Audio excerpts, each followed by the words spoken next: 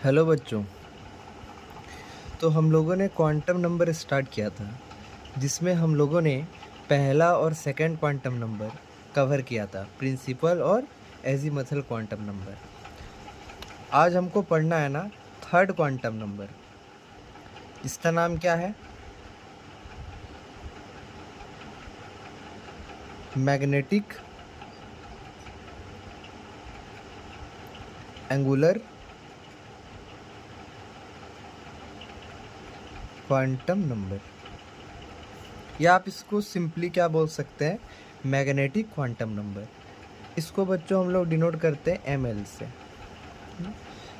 अब देखो, ये क्वांटम नंबर ना क्या चीज़ के बारे में आपको बताता है।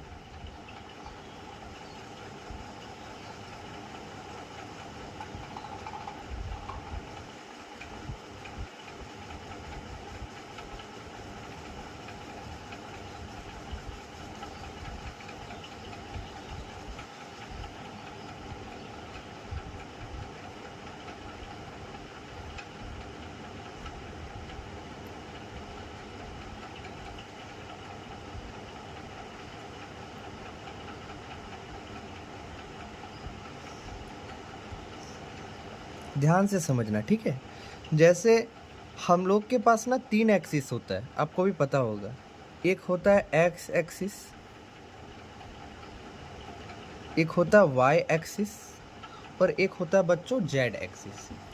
तो ये क्वांटम नंबर आपको बताता है ना कि आपका जो भी ऑर्बिटल है वो किस कोऑर्डिनेट एक्सिस की तरफ ओरिएंटेड है। हो सकता है वो एक्स की तरफ ओरिएंटेड है ऑर्बिटल, हो सकता है वो वाई की तरफ ओरिएंटेड है, या हो सकता है वो जेड की तरफ ओरिएंटेड है। तो बेसिकली ये ओरिएंटेशन ऑफ ऑर्बिटल बताता है एक्सिस का रेस्पेक्ट में। समझ में आ रहा होगा?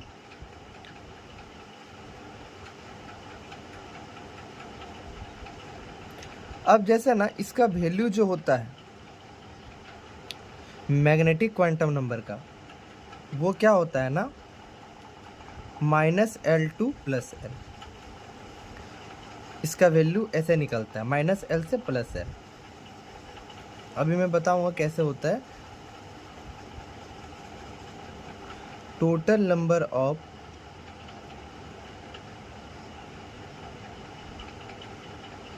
ऑर्बिटल इन ए सबसेल। अब इसमें भी आप ना सबसेल से ऑर्बिटल निकाल सकते हो, यही फार्मूला से, 12 + 1 के फार्मूला से। ठीक है बच्चों, तो यहाँ तक आपको समझ में आ रहा होगा। अब जैसे देखो, सबसे पहले मैं बात करता हूँ एस सबसेल के बारे में। तो बताइए एस सबसेल में एल का वैल्यू क्या होता है बच्चों? 0 होता है। तो एम एल कैसे निकलेगा? एम एल क्या होता है? -L से +L का वैल्यू। तो -0 से +0, तो एम एल का वैल्यू क्या हो गया? सिंपली 0। 0 मतलब इसके पास ओनली 1 ऑर्बिटल।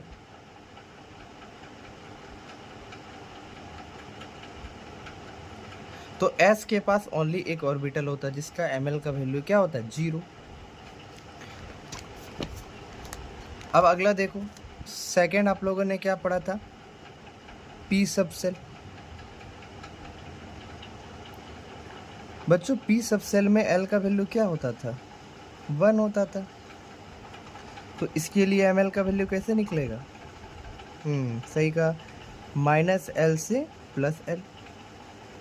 तो ml का वैल्यू क्या होगा? -1 to +1। तो क्या क्या वैल्यू हो जाएगा? -1, 0 और आपका 1। तो यहाँ से देखो कितना ऑर्बिटल हो गया? 1 2 3 ऑर्बिटल बच्चों। तो मतलब P में कितना ऑर्बिटल होता है? 3 ऑर्बिटल होता है कि नहीं होता है? और 3 ऑर्बिटल का वैल्यू क्या क्या है बताइए? एक है -1, एक 0 है, एक 1। तो P में जो 3 ऑर्बिटल होता है ना, ये तीनों ऑर्बिटल अलग अलग एक्सिस में होता है। जैसे पहला वाला को हम बोलते हैं PX, दूसरा को बोलते हैं PY, और तीसरा को बोलते हैं PZ। ऑल राइट, यहाँ तक आप लोगों को समझ में आ रहा होगा। थर्ड हम निकालते हैं डी सब सेल के लिए। तो डी सब सेल में बताओ एल का वैल्यू कितना होता है, 2 होता है। तो यहाँ से मैग्नेटिक क्वांटम नंबर कितना निकल जाएगा, -L से +L का वैल्यू होता है, मतलब -2 से +2। तो क्या क्या वैल्यूज हो जाएगी आप ही बताओ। -2 हो गया, -1, 0, 1 और 2। तो डी सब सेल में कितना ऑर्बिटल होता है बच्चों, 1 2 3 4 5 ऑर्बिटल होता है इस तरह से। और ये पांचों ऑर्बिटल का ना एक्सिस भी होता है, ये आपको थोड़ा सा ध्यान होना चाहिए। जैसे DXY, DXZ, DYZ, DX² - Y², DZ²। ठीक है, ये पांचों ऑर्बिटल का क्या होता है ना, एक्सिस होता है। ये आपको बेसिकली हल्का फुल्का पता होना चाहिए। तो ये आपका पूरा का पूरा क्या मैग्नेटिक क्वांटम नंबर है, बहुत ही सिंपल था। अब अगला क्वांटम नंबर, इसमें इतना ही है। अगला क्वांटम नंबर क्या है ना, स्पिन क्वांटम नंबर।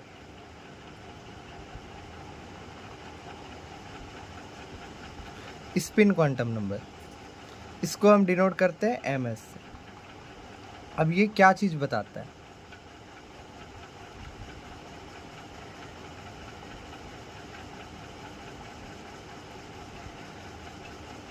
ओरिएंटेशन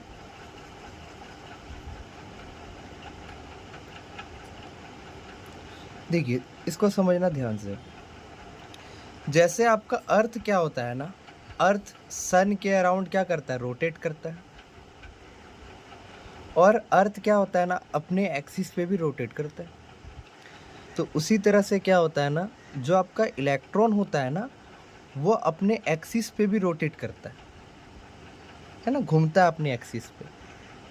तो या तो इलेक्ट्रॉन क्लॉकवाइज घूम सकता है, या तो इलेक्ट्रॉन एंटी क्लॉकवाइज घूम सकता है। तो उसके बारे में ये इंफॉर्मेशन देता है स्पिन क्वांटम नंबर, कि भाई इलेक्ट्रॉन किस डायरेक्शन में घूम रहा है, क्लॉकवाइज में घूम रहा है कि एंटी क्लॉकवाइज में। तो यहाँ पे आप इसको ऐसे लिख सकते हैं, electron spin around its own axis.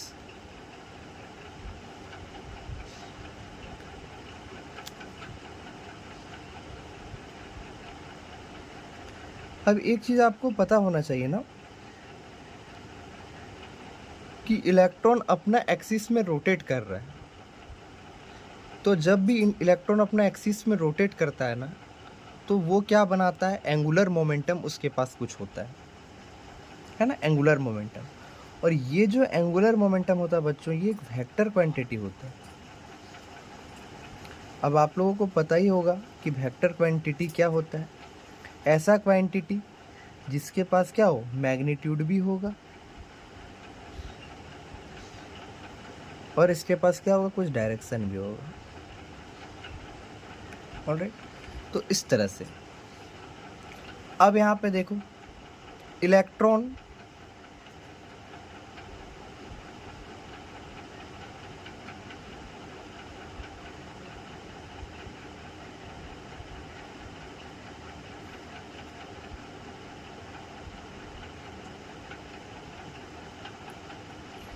Electron क्या कर सकता है ना, 2 डायरेक्शन में ही रोटेट कर सकता है। पहला डायरेक्शन क्या होगा बताइए, clockwise.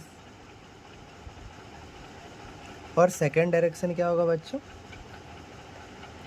Anti clockwise.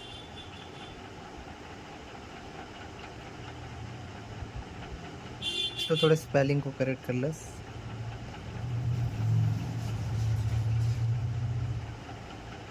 Anti clock wise.